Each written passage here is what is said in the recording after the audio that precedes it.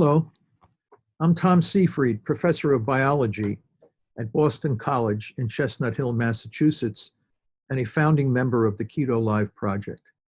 We have been studying epilepsy, I should say the genetics and biochemistry of epilepsy and cancer for several decades.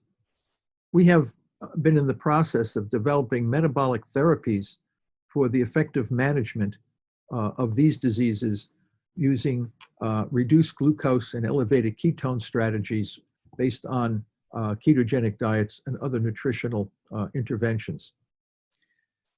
This shows one of the strategies that we've used for managing cancer called Press Pulse. It's a ketogenic metabolic therapy for cancer management. It's based on the idea that cancer is primarily a mitochondrial metabolic disease. All cancer cells, most if not all cancer cells, rely on two fuels to grow. That is glucose, the sugar glucose, and the amino acid glutamine. These two fuels are what essentially drive the disease to grow dysregulated. So in this strategy, ketogenic metabolic therapy, why do we do this? Because we're trying to lower the fuel, the glucose that drives the tumor cell, and elevate ketones, a non-fermentable fuel. So glucose and glutamine are the fermentation molecules needed for cancer cells to grow. And as I said, most, if not all cancer cells, regardless of disease, location, tissue, or whatever, they share this common problem. They must ferment. What do they ferment? They ferment glucose and glutamine. Knowing that, understanding the biology, we can now design strategies to manage this disease. And these primarily involve press therapies where we chronically lower the availability of glucose while elevating ketone bodies. Ketone bodies cannot be metabolized by tumor cells because they have defective mitochondria.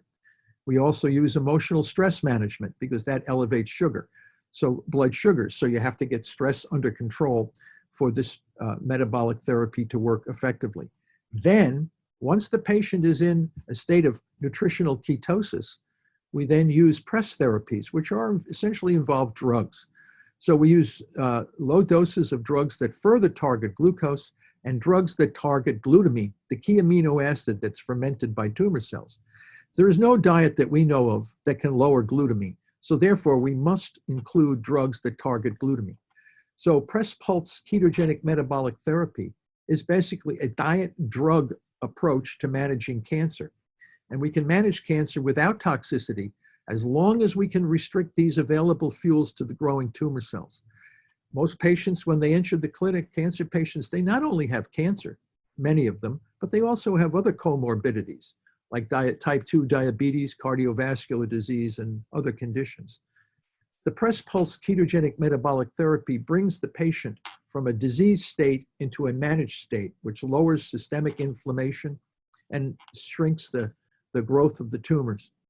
Then we continue with modifications of dosage, timing, and scheduling of the diet-drug interactions, and we move the patient from a state of management to a state of resolution.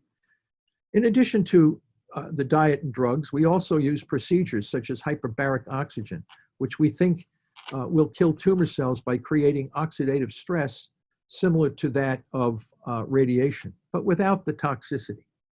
So the ultimate goal is to manage cancer using non-toxic metabolic therapies based on ketogenic metabolic shifts.